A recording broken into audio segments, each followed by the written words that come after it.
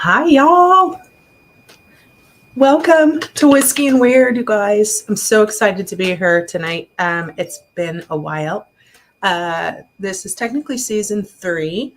Did an episode on cryptids back in, I think it was January. I was supposed to do a second one, but you know what? Life happens, life gets in the way. Um, Living space is not always conducive like this whole environment I have going on to try to do this is kind of tricky for me. So, um, yeah, but I've really missed it. I've missed the conversations, and I'm really super happy to be here. If you are listening later on the podcast, thank you so much for listening. I really appreciate you following me there. And or if you watch this later, thank you so much for being here. Those of you who are new, Whiskey and Weird is just all about, showing up as authentic and vulnerable as possible, which is where it's all started for me. If you've never been here, I encourage you to go back to the beginning and listen to the shows because they kind of tell a story in the beginning. And also, it's about whiskey, right? Whiskey. I am pretty much a novice whiskey drinker. I've tasted a lot of whiskey. I think I'm pretty good at picking up flavor profiles and things like that, but I'm still learning. So yeah, we talk about all things weird too. So we want to show up as whoever we are. Is a safe place for that. But we also talk about topics here that not everybody really wants to admit they like to talk about, right? So so weird. I mean, we've had everything from ghosts to UFOs to Bigfoot, and there's always so much more to talk about on there, on all of those subjects. So if you are here, please say hi, comment, leave me a comment, say hi, let me know what you might be drinking, and participate. You guys, be a part of the conversation, ask your questions, because that's really important to me. It kind of is what drives this whole thing. And so if you're here, please do say hi. It makes me feel good to know my peeps are out there watching me. So I appreciate that you do that. So anyway, thanks for being here. Oh, Sister Jacqueline's here. Nice to see you, my sis.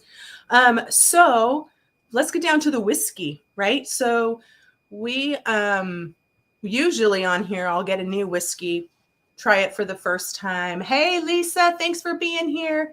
Jacqueline, you're drinking decaf Earl Grey. What is it, a Sunday night or something? But anyway, I'll try a new one, but I think anyone who follows me on Facebook knows that recently I was like, okay, the only thing I don't like about living in Idaho is you can't have liquor, you can't have alcohol mailed to you at a private home address. So that's kind of frustrating. And most of the stuff in the liquor stores I have tried, right? Not all of it. Some of it I choose not to. I'm not a huge rye whiskey drinker. So I could try it. I probably should. But every rye whiskey I have tried, I have not liked. I'm not really sure why. So if we've got any whiskey drinkers chiming in, I'd love to know what you think about that. But I don't have to like all of it, right? So, but I need to get my hands on some more whiskey. So if you're out and about and you see a bottle, hook me up. I'll pay you back. Just figure out a way to get that here. And I just need to pick some up. There are some places around here, some distilleries that I can probably get connected with and pick up. But for now, what I decided to do in this episode and probably in a few of the upcoming episodes is just kind of do some education around it, even with whiskeys that I have. So my amazing daughter, Emily, she got me this book for my birthday. It's a whiskey dictionary. And it's got some really, really great stuff in it. And I was thumbing through, started at the beginning. The letter A, that's the first letter in the alphabet, in case you were wondering. And the very first one is about adding water, right? So adding water to your whiskey is kind of a big deal. Like some people do it, some people don't. the general consensus is that it opens up the flavor of the whiskey, which may be true. It definitely alters the flavor of the whiskey.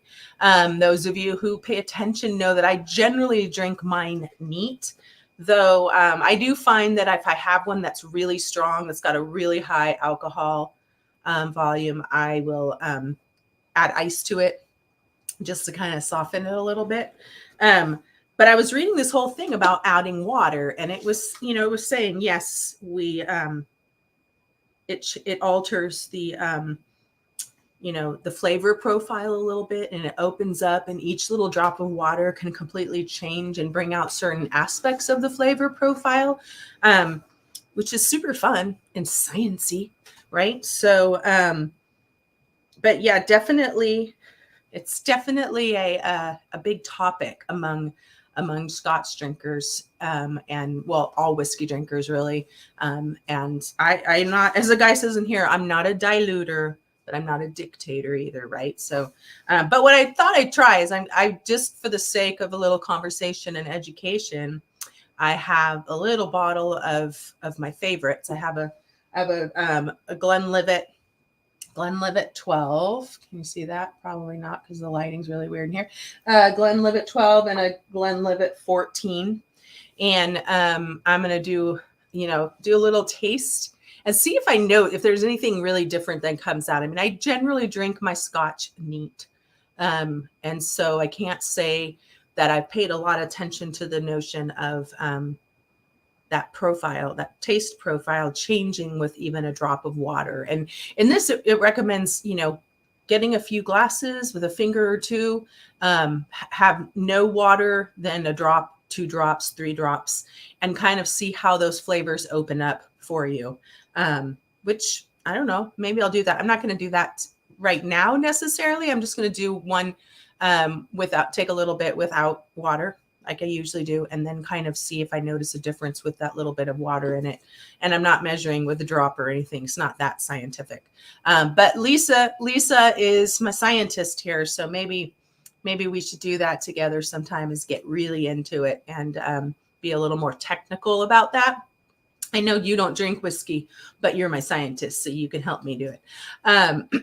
So yeah, without further ado. Oh, the other thing I wanted to say. So the next topic in this, again, letter A, is like the age statement, which I guess is becoming a thing now, where people just kind of say no age statement. NAS is like, so it's not even a big deal. Nobody knows how long it's been aging. Generally speaking, Scotch especially, age is a minimum of 3 years. But the point that it makes in here too is that, it's not the age. How long it ages doesn't necessarily make it better. It's different. It's definitely different because there's so many variables, which we'll get into next show, because there's some really fascinating notions and notes about all the different variables that will affect how the whiskey tastes after it's been aged. But the point right now I'm trying to make is it doesn't make it better. It just makes it different. And everyone will say, well, it's more expensive, it must be better. Well, here's why it's more expensive: because it sits in a cask for a lot more time, which means a lot more people taking care of it. It's taking up space, all these things over time. Time is money, right? So that's not necessarily meaning, and I think the same can be said for like wine too, right? Like, just because it's older does not necessarily mean it's better. It just means it's different, and it will the longer it sits, the more the tasting profile will change, and all the different things. There's so many variables, which is really fascinating. So anyway, hi Sean, welcome, good to see you. So again, I am going, if you're just joining me right now, I'm doing something a little different tonight because I don't have a brand new whiskey, but oops, I'm going to take my favorite, the little Glenlivet 12 here. I have a 14, if I might get to that, or I might just drink it during the show. And I'm just really interested in the change in the tasting profile when it's neat, and then adding just a little drop of water. So let me know what you guys are drinking. I know Jacqueline's drinking tea tonight. I realize it is a Sunday evening, but it's still pretty early here. But if you're here, say hi, you guys. Say hi. Let me know that you're here. I'm really excited to be back. So I'm going to take a little finger of some Glenlivet without any water, just neat the way I like to drink it, right? Slanje.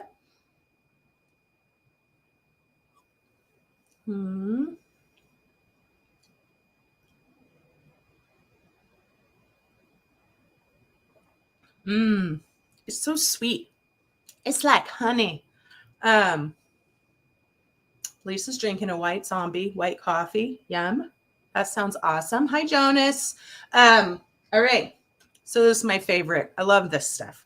I'm going to add a little bit of water to it. Sorry, my camera's doing weird things. I'm going to add a drop of water just for a little scientific exploration to see if it alters. Now let's see if I can manage just to get one drop, because probably not, but nope, that that didn't work. But that's okay. It's all water, and we'll just do the water yes, water no. I'm going to see how this changes for me in my experience with my favorite. Of course, it doesn't. Oh, it's interesting. Totally even mellows out the nose on it. That's no fun. I love the nose on this stuff. Okay, ready? Let's see if it changes. Say hi if you're joining me, you guys. Let me know what you're drinking tonight, if you're drinking anything. Even if it's tea or white coffee, that's cool.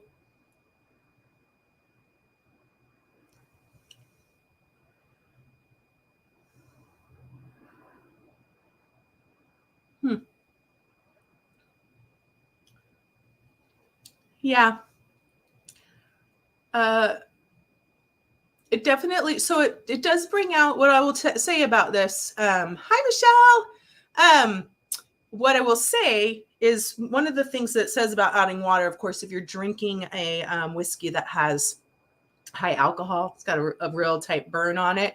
It's a good thing to add a little water, because the taste of the alcohol sometimes can hide the other flavors going on. This, putting water in it, definitely makes it a little sweeter. Like like the honey part comes out for me. But for me personally, because I love to drink this neat, it definitely just tastes diluted. Like I feel like you're kind of ruining the experience because it's not that harsh to begin with. But it'll be really interesting to try it with some whiskeys that have really more complicated and complex tasting profiles. I don't find that Glenlivet does. That's one of the things I love about it.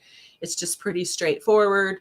It's, pretty mellow, easy going down. It's got that little hint of sweet to it. So anyway, interesting kind of experiment. As Lisa said, in the name of science, drinking whiskey. It's all in the name of science. Slanje. So yeah, I don't know if anybody has any thoughts, you guys. Who's drinking whiskey with me? Anybody? Sean, have you tried any good drinks lately? Haven't chatted with you in a bit. So anyway, that's the whiskey. That's your whiskey education for tonight, my friends. If you haven't said hi yet, please do say hi. Let me know that you're here. It really warms my heart to know that my people are here supporting my craziness. And yeah, let's move on to tonight's topic, because gosh, that was like the longest whiskey part I've ever done, but that's kind of fun. I like the fact that we can spend some time learning a little bit more about the whole tasting process and whiskey. And I'm super grateful to you, Emily, Claire, because I'm sure you'll watch this at some point, my beautiful daughter who bought me that book, the Whiskey Dictionary. And we'll kind of just move through that and try some whiskeys. So anyway, tonight, this whole conversation about proof, like the search for proof, the search for truth, right? I kind of this became a topic of interest to me well, it's always been, but it really particularly, I've been watching this show and reading a book on on uh, uh, on the Alaska Triangle. Sorry, my brain went away for a second. On the Alaska Triangle. Now, I don't know if you guys are familiar with the Alaska Triangle, but very similar to the Bermuda Triangle, there's actually other triangles throughout the world, one or two here just in the United States alone, outside of like the continental USA. There's the one in Alaska, basically like the Bermuda Triangle. These are places throughout the world where things happen, like things that cannot be explained. So like, extraterrestrials, Bigfoot is a huge one, all these different things that are going on. Let's see. Sean says he's drinking a Stay Golden. It's a golden ale by a local craft house brewery. Sales benefit local golden retriever rescue. Oh, I love that. Shout out to the brewery for doing that. That's super great. Awesome. I love it. I had some really great beers last night at a local brewery, Trails End, just across the street. Owners, everybody there's fantastic, and their beer's amazing. So shout out to Trails End if any of you guys are listening in. But so I was watching this show, which is really fascinating to me. And of course, the biggest question is why is this happening? But one of the things that came up out of that is this, they've been having these things happen for a super long time, like for decades, sometimes even centuries have been happening. And there was this particular article that they referred to a couple of times, and it had to do with these bones of giants being found. Now, people still today in parts of Alaska claim, there's a few different words for it, and we can get into it in a different episode. The whole Alaska Triangle, I think, could be an episode or two or three, but it's about these bones found years ago. There's articles, and I actually found the article. I might have shared it here on my page, and if I haven't, I will do that. But it's an article that was all about these bones being found that proved they were bones from like giants. And the interesting thing about it is these bones went somewhere, were taken, and nobody's ever been able to find them. Like something happened to them. They got destroyed, whatever.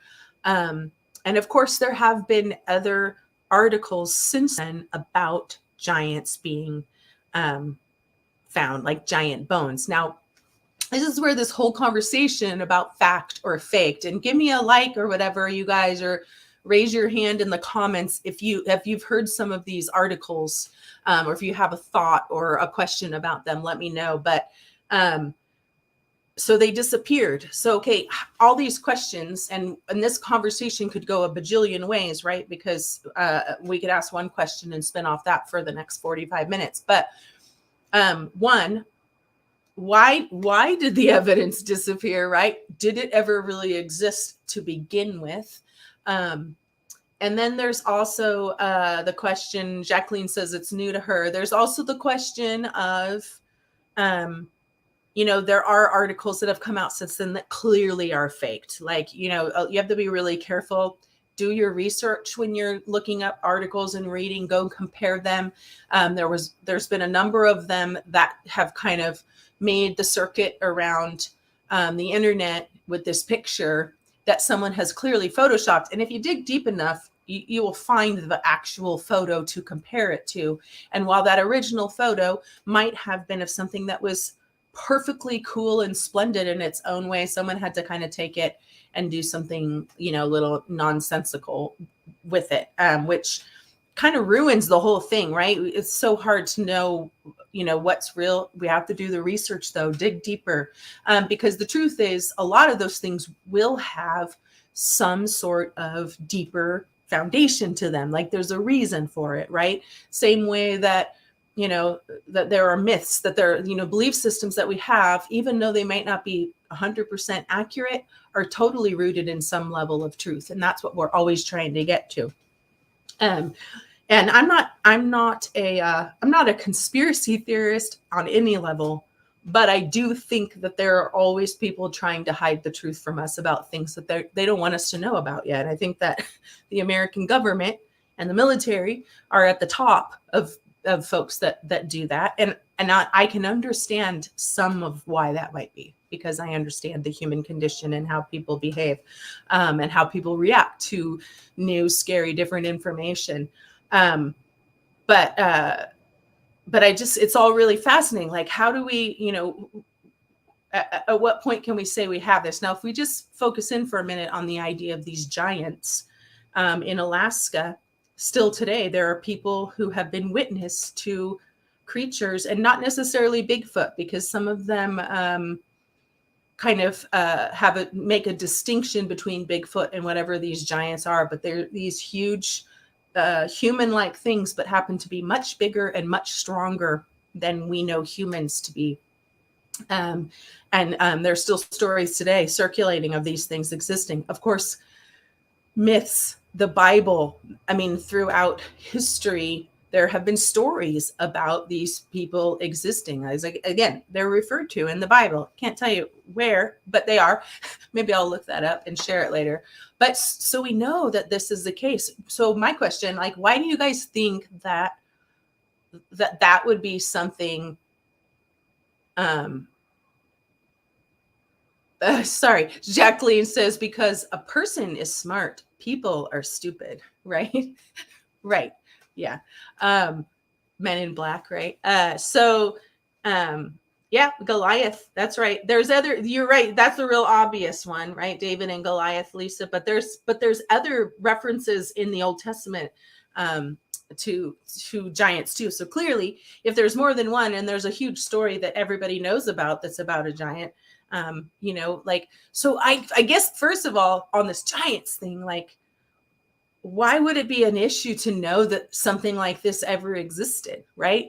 I mean, we don't hide the fact that there used to be dinosaurs that roamed the earth that were, huge and dangerous. I'm not really sure why we would need to hide the fact that giant people once existed. Because there could, I don't know, like, it seems like a weird thing to hide. I'm curious if anyone has a thought about that, because sometimes that just doesn't make sense, especially because Lisa says some people do, but I'm not really sure to what she's referring. You can let me know. But anyway, so if you have a thought about why giants, like, really, like, I don't understand.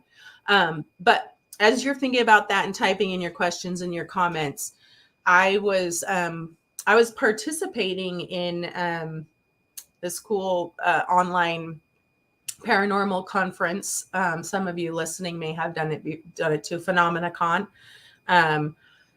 with the Traveling Museum of the Paranormal and Occult, Greg and Dana Newkirk.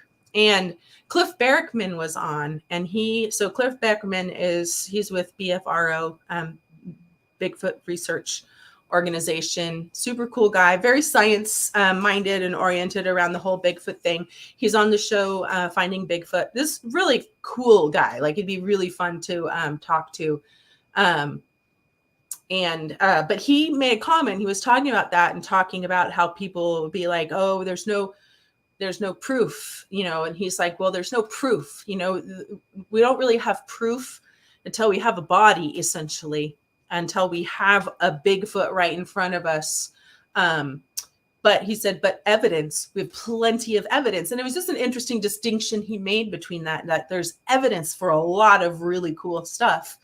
And every time we get, for instance, with a Bigfoot, when we get a footprint and we cast it, or all of that. So just a kind of interesting way to think about this is that we have evidence of a lot of pretty cool things. I mean, even people's videos, some of them, if they're good, which have to be scrutinized, of ghosts or paranormal activity, is considered evidence of something that we can't understand, right? So a couple comments coming in about the giant thing. So Jacqueline says, I wonder how giant they were given how small man was until recently. Like, I think that's a really good point, right? When you're just hearing the hearsay Bones obviously make it a little different, because if we have bones, we can measure them compared to how tall people are today. But you're right, people were a lot smaller back then. Um, and that's a really great question. Perspective is everything, right? Andre the Giant was comparatively a giant, absolutely. And there's plenty of people. I mean, look at basketball players. I mean, when you're standing next to a guy who is 7'5", he definitely feels like a giant. And you know what? If you were to bury a whole team of basketball players in a grave together, that could look a little crazy 100 years from now, right? Lisa says some people try to deny that dinosaurs existed or when they existed. Right. They totally do. And you're right about that. But people aren't trying to hide. There's nobody trying to hide what we would deem evidence, right, of their existence. But yeah, people, there's all sorts of things. People still believe the earth is flat. So excuse me. But so yeah, people are dumb, as Jacqueline said earlier, right? Collectively, we do some really stupid stuff. But yeah, perspective, right? But why do we have to hide it? I don't know. The whole proof thing. And getting back to, I'm just thinking about, the whole catching things on video. Of course, a lot of people are asking, is there more activity in all of these supernatural realms, or are we just seeing more of it? And I would argue that there's always been a ton of it. I don't think that there's more of it. Even UFOs, like, people are saying there's a lot more of it, but here's what I think. I think we've been seeing more people catch it, so then more people are putting their eyes to the sky. I don't know that there's that I believe that there's necessarily more of that going on right now. I just think it's more in our mind. More people are searching because they're seeing things on videos that make them go, hey, wait a minute, this could be happening. And people catching, ghosts, paranormal activity on video. And again, those have to be kind of scrutinized, right? We can't just take them for what they are. We have to really understand what we're looking at. There's all sorts of things that can go wrong. There's a lot of intentional fakes. And then there's also things that people share that for many of us in the paranormal field can look at and go, yeah, that's not a ghost. We can tell you exactly what it is. Now, people will choose to believe what they want to believe. But all of that makes it really hard too. And if you're a believer, it works to support, your belief. If you're not, it works to kind of support the other side too, right? I think that's like anything that we see on TV or we hear, that we can always make it support what we want it to support, but it makes it really hard to know, is this the fact?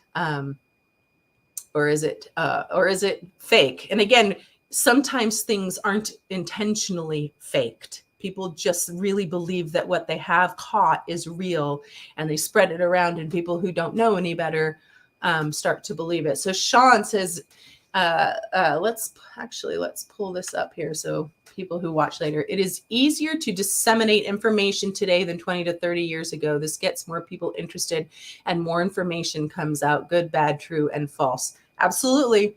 Yeah, I don't think any of this happens more than it used to. I think we just have access to it, but then it, just again, it creates more and more of the conversation. I mean, look at hieroglyphics. I mean, stories on walls, language on rocks that date back to ancient times show indicators of all the things that people still believe in today, and even then some, right? Aliens, pictures of aliens, Bigfoot, Dogman, all these things. There's been indicators throughout history that there are things that exist.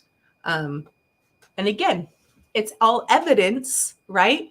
We can't call it proof, even though we really want to. It's all evidence that something exists that we, and whether we know we want to believe. I mean, I believe most of it's probably out there, but I don't have the proof, right? And when will we get it, and how can we get it?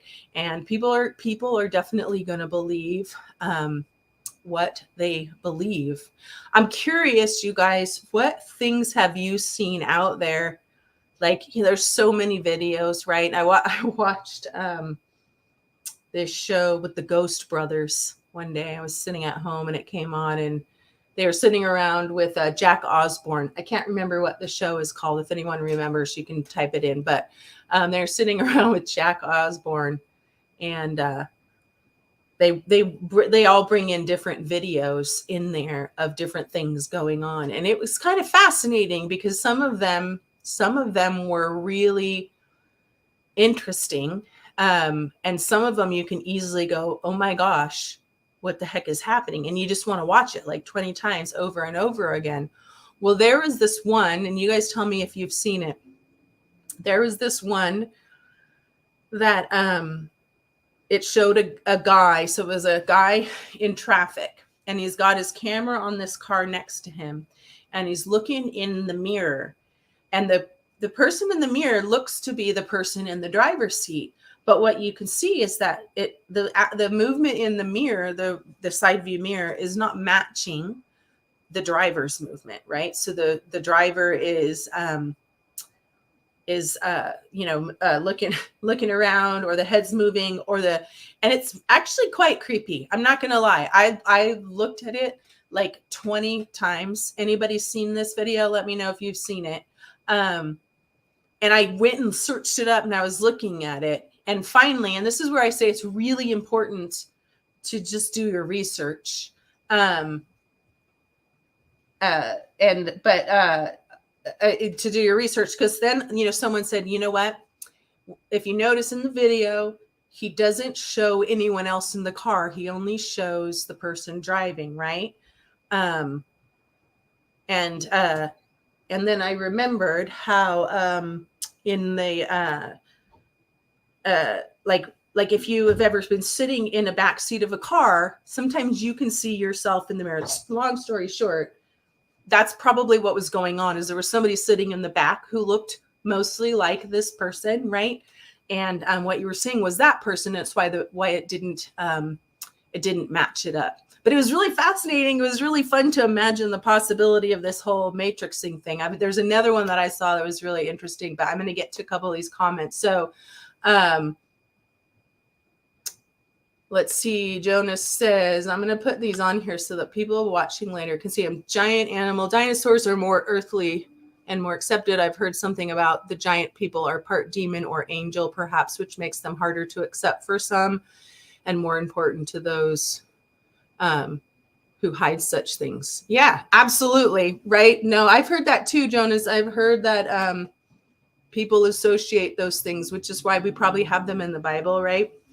Angels and demons, and the ones that are claimed to be up in Alaska, they definitely consider those things to be demonic and just horrible creatures. And so, people don't like to believe that those things exist, which, angels and demons, this could be a great conversation for another episode, but you're absolutely right about that. Thanks for that. Sean says he saw a video today of dog playing with a spectral friend, and sometimes reacts to nothing and wonder. There's a lot of those. I tend to believe that those are pretty likely. I think animals are really attuned. It's kind of a big thing to have to bring dogs along on investigations. Like there's a few of the big shows now where they have dogs, and they particularly trained them, and they will notice things that nobody else notices. And a lot of it corroborates with whatever information is being gathered by their instruments at the time.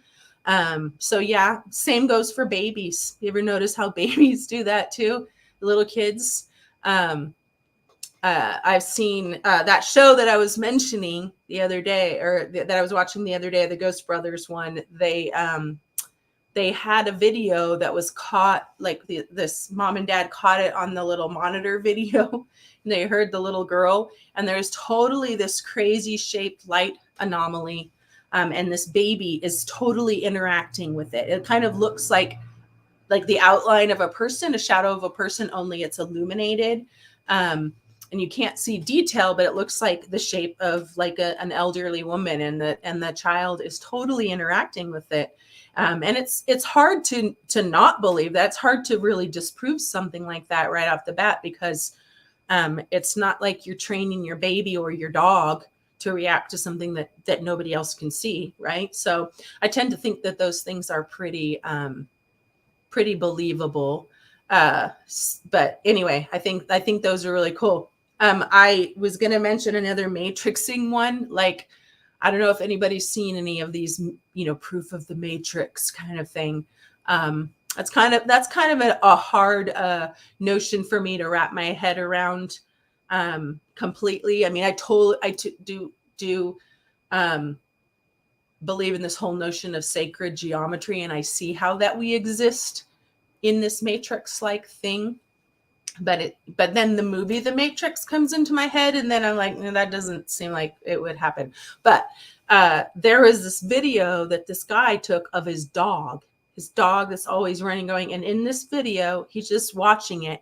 The dog just stops cold. It's standing in the middle of the hallway, and it doesn't move a muscle for like, I don't know, maybe 45 seconds, maybe longer, and it's not doing anything. People are like, maybe it's having a stroke.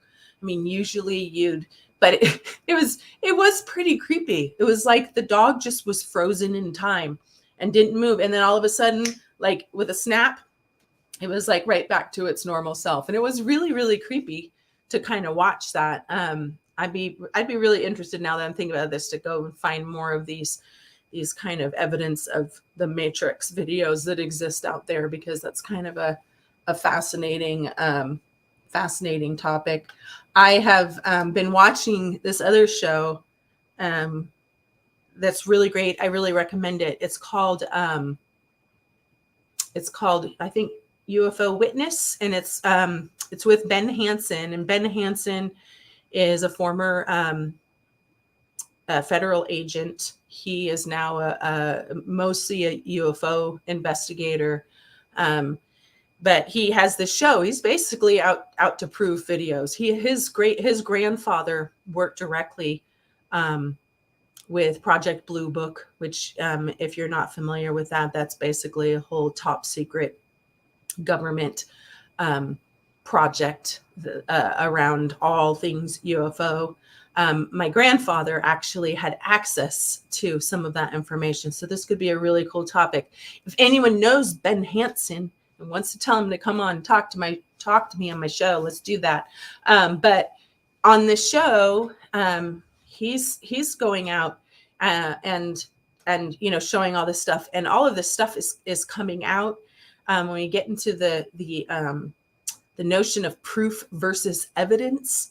There's actually probably more proof, right, for the existence of UFOs than any of these other things that we talk about, right? And the military.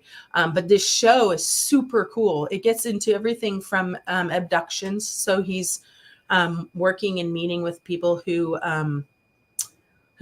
claim to be abducted, and corroborating their stories, and basically trying to help them by just, if nothing else, getting the government to acknowledge, because every single one of them, if they reported it to the police, the first place they were taken was to some military hub somewhere and were questioned. So clearly this is something the military is wondering and worried about, right? But he's basically digging up all this stuff, meeting with people, because of course we all know that recently the Navy, the government, the Pentagon decided to openly acknowledge the fact that UFOs do exist. And so then lies the question of why are they doing that, right? We've talked about that a little bit on this show before. Like, what is their motivation?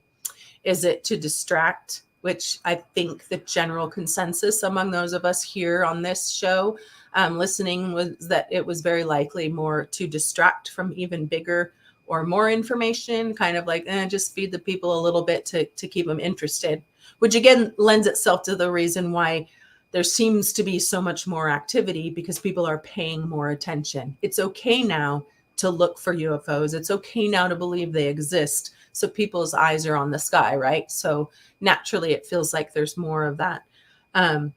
But he talked about looking for, using the evidence to show the proof.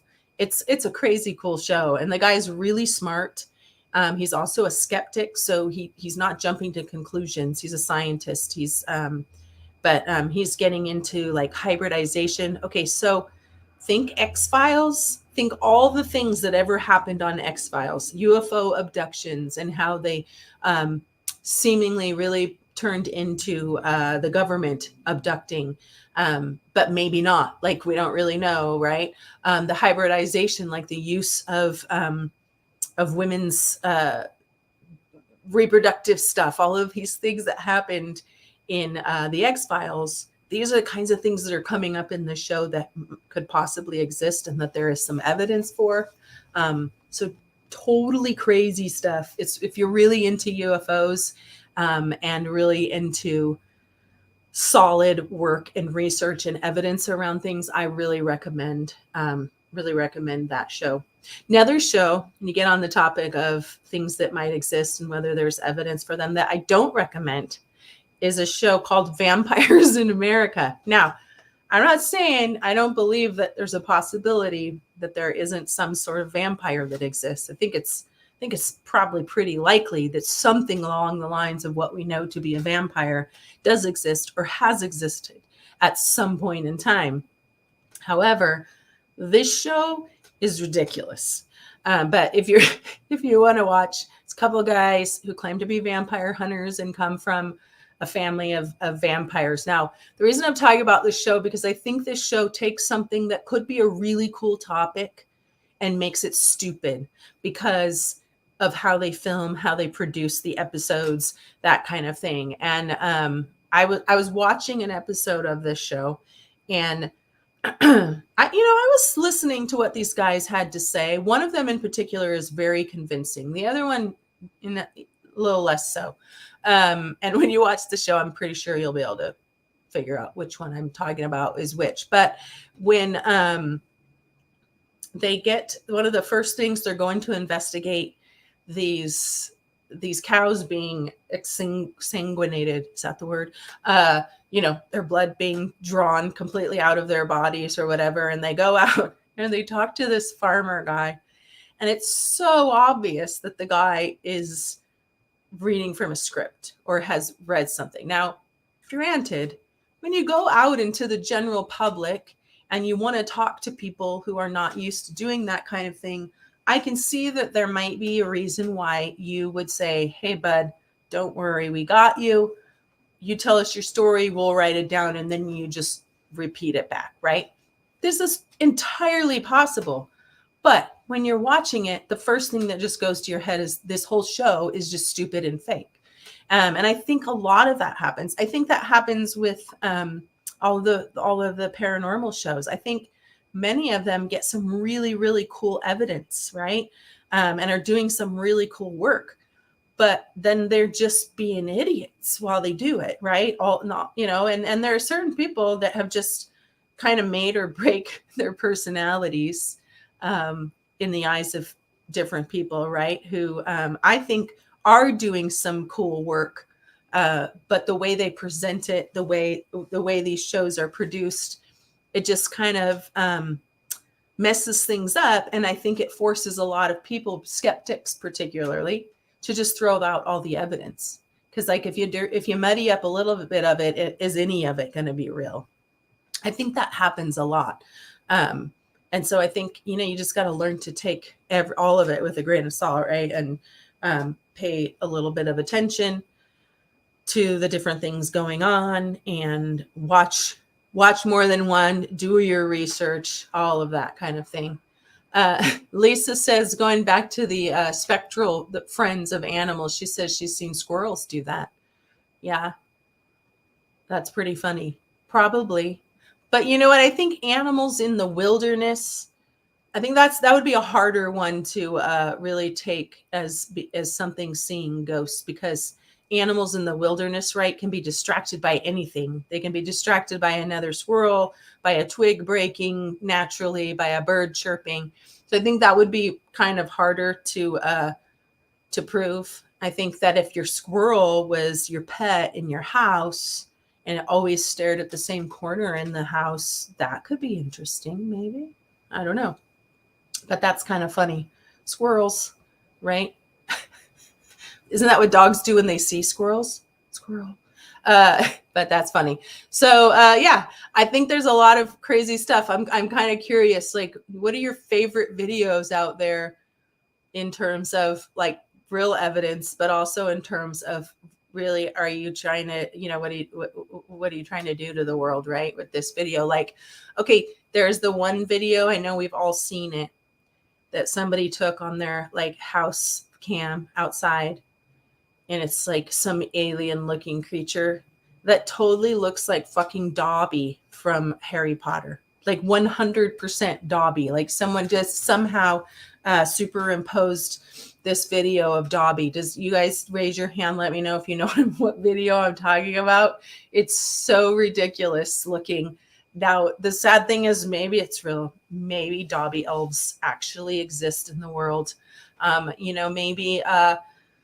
Maybe there is a witch world. Maybe the world of Harry Potter does exist and only the governments know it. And there is Dobby, and he showed up on the Muggle side of things. I don't know.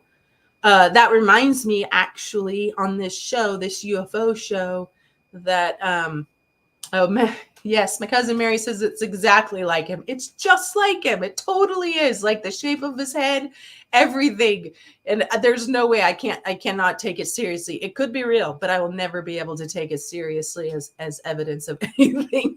But then again, like I said, maybe there's a witchcraft world. Maybe there's a wizard world that exists that we don't know about. Like on that point, Eisenhower. So on this UFO show with Ben Hansen I was watching, he talks with, I think her name is Lori Eisenhower, who's the great granddaughter of President Eisenhower, who, rumor has it, actually made a treaty with the Greys, like, so this alien culture, to do abductions. And in exchange, they would give our government technology. I don't know. What do you think of that? She believes it. She really believes that her great grandfather did this. And apparently a lot of people believe that this happened.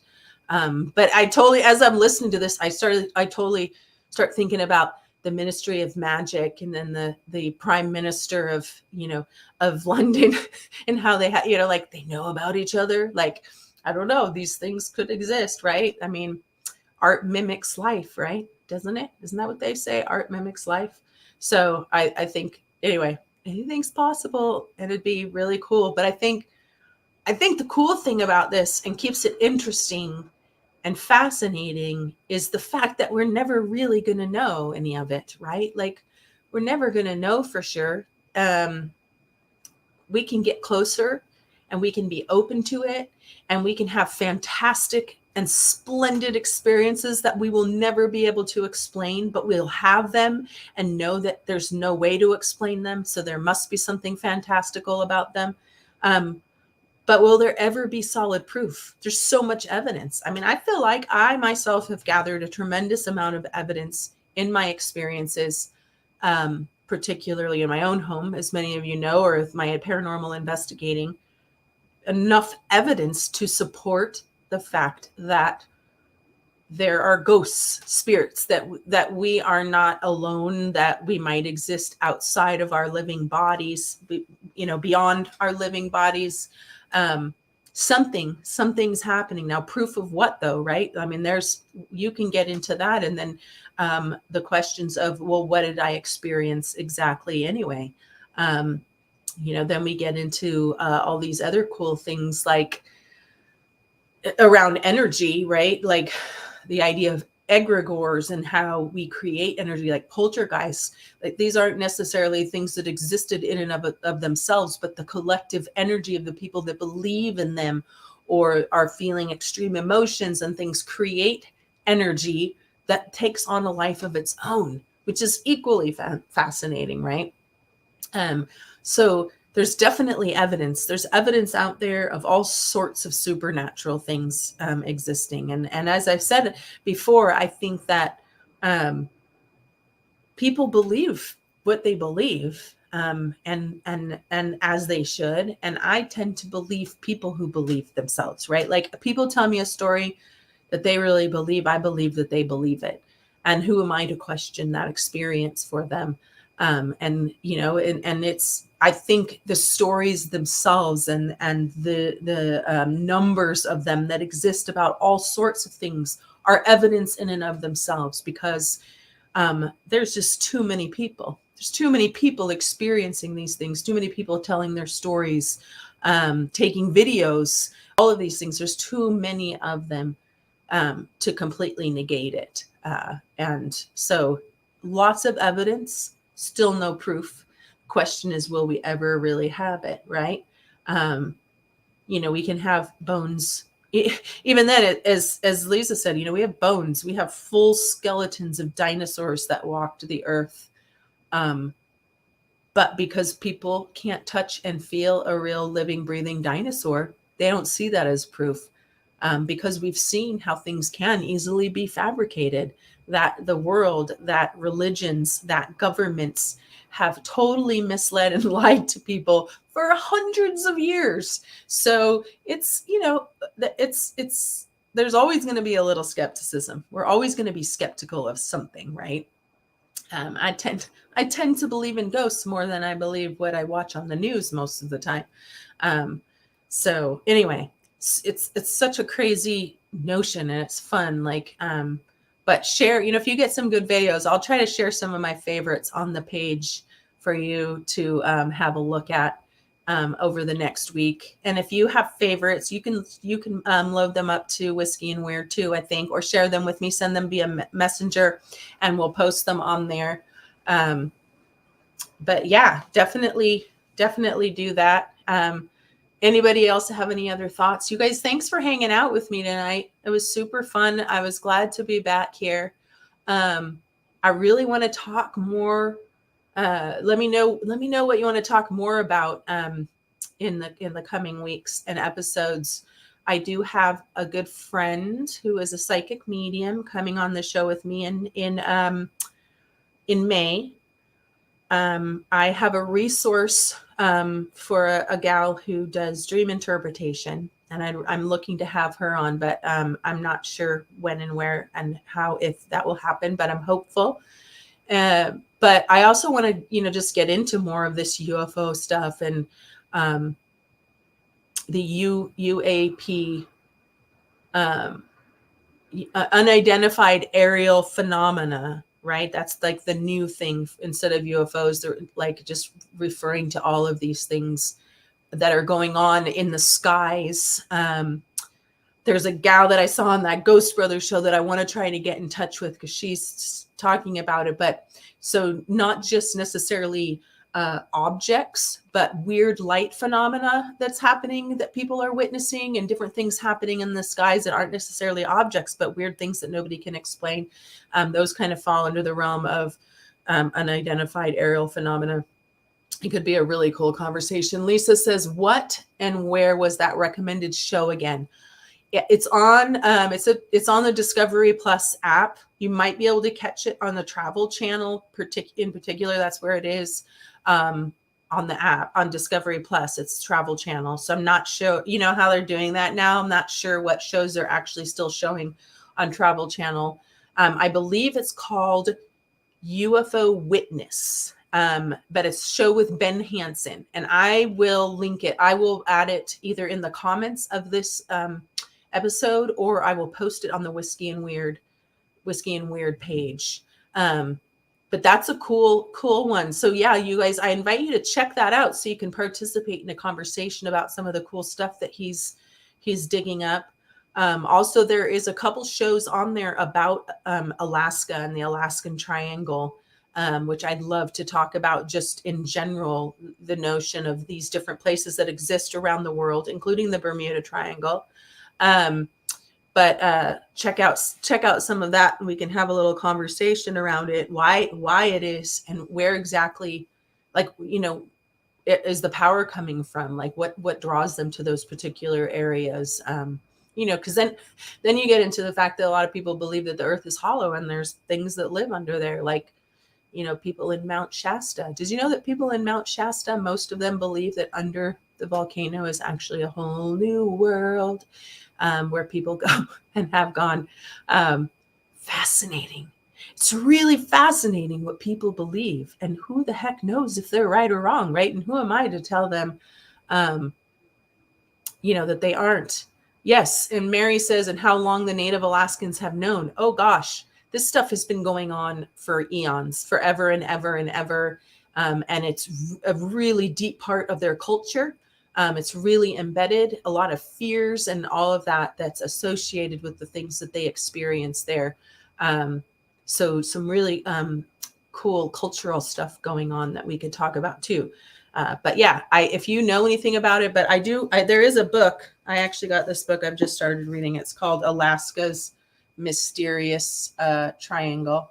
That's the one I'm reading because I had watched the show and I became really interested in the fact that this was happening there. I mean, but there are places all around us, even in Washington State, Mount Adams, like Mount Shasta. What is it about these volcanoes? Essentially, is it some sort of energy from within the earth, perhaps some magnetic field that draws the phenomena there? I mean, there's a lot of UFO experiences at Mount Adams and Mount Shasta, a lot of Bigfoot, a lot of different things. So it's really curious, like why, and really fascinating.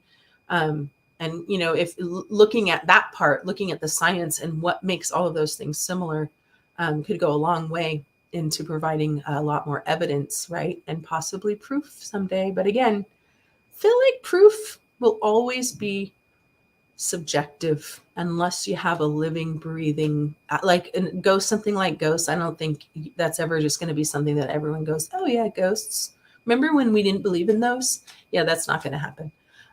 Anyway, I don't think anyway, but you guys, thanks for being here. If you have ideas for future topics, let me know. And if you like the conversations and the information, please share this with other people. But I'm really glad that I saw a few people show up tonight that haven't been able to since I moved it to Sunday. So next Sunday is Easter. So I think I'll be back the Sunday after that, because I imagine many people will have plans that day. But in the meantime, I will try to keep posting some stuff on my site to keep people interested. If you have cool stuff you want to share, please do. And thank you. And, remember, you can always watch again or share with your friends. They can watch this recorded live here on Facebook, but also on my YouTube channel. And of course, you can also find me on Instagram and Twitter, all the things. So thank you for being here. Thanks for your support. If you taste a good whiskey, tell me about it. And I will see you guys again super soon. And have a happy Easter to those of you who will celebrate. Be well.